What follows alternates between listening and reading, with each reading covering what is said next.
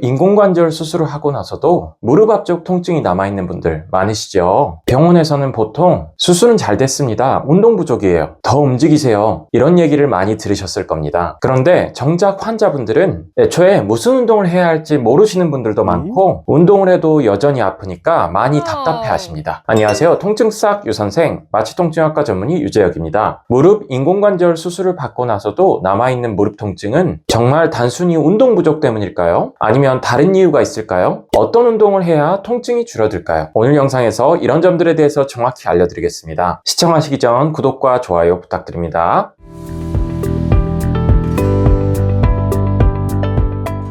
수술 후의 무릎 앞쪽 통증, 정말 운동 부족 때문인가요?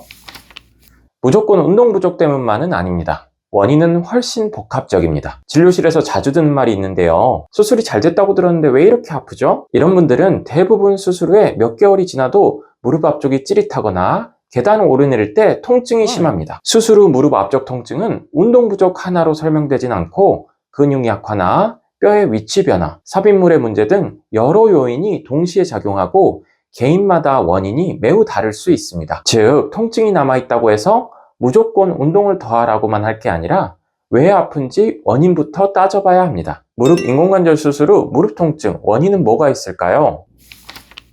대표적으로 4가지 이유가 있는데요. 첫 번째는 허벅지의 근육 약화, 두 번째는 무릎뼈의 위치 변화, 세 번째는 인공관절 삽입물의 두께 문제, 마지막으로 잘못된 운동 습관이 있습니다. 어떤 분은 수술 후에 무릎 앞이 계속 아픈데 검사해보면 대퇴사두근이 거의 힘을 못 쓰고 계신 경우가 많은데요. 또 어떤 분은 무릎뼈가 제 위치에서 잘 안 움직이면서 통증이 생기기도 합니다. 4가지 원인 중에 가장 흔한 원인은 허벅지 앞쪽 근육인 대퇴사두근이 약해서인데요. 대퇴사두근이 약한 환자일수록 전방의 무릎 통증 발생률이 높습니다. 슬개골 위치 이상 역시 통증과 기능 제한에 밀접한 관련이 있다는 연구가 있고, 삽입물의 두께가 너무 얇으면 관절 압력이 증가해서 통증이 심해질 수 있습니다. 즉, 수술 자체는 잘 됐어도 주변의 근육이나 무릎뼈의 움직임, 삽입물의 조건이나 심지어 재활 방법까지 영향을 주기 때문에 운동 부족만으로는 수술 후 통증이 설명되지 않습니다. 어떤 운동을 해야 통증이 덜할까요?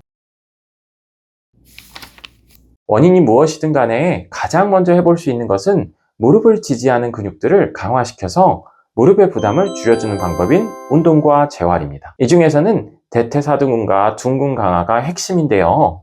무리하지 않는 선에서 매일 시행하고 운동량과 운동 강도를 서서히 늘려가야 합니다. 많은 분들이 무릎이 아프다고 무작정 걷거나 계단 오르기를 시도하시는데 오히려 통증이 심해져서 오시는 경우가 많습니다. 반대로 허벅지나 엉덩이 근육 위주로 차근차근 강화시킨 분들은 통증이 훨씬 줄고 기능이 좋아지는 경우가 많습니다. 운동과 관련 있는 많은 논문들에 따르면 대퇴사두근 강화 운동이 수술 후 무릎 기능 회복과 통증에 가장 효과적이라고 밝히고 있어요. 엉덩이 근육 운동을 함께 했을 때 보행 안정성과 무릎 지지력이 개선된다는 결과도 있습니다. 쉽게 할 수 있는 4가지 운동에 대해서 알려드릴 텐데요. 첫 번째는 누워서 다리 올리기입니다. 다리를 천천히 들어 올립니다. 이때 허리로 다리를 들지 말고 허벅지 앞쪽으로 다리를 드는 느낌이 들어야 합니다. 너무 높이 올려서 허리에 무리가 가지 않도록 합니다. 하루에 10회에서 15회 3세트 시행해주세요. 두 번째는 벽 스쿼트인데요. 벽에 등을 대고 투명 의자에 앉는 자세입니다. 무릎은 90도 이상 굽히지 말고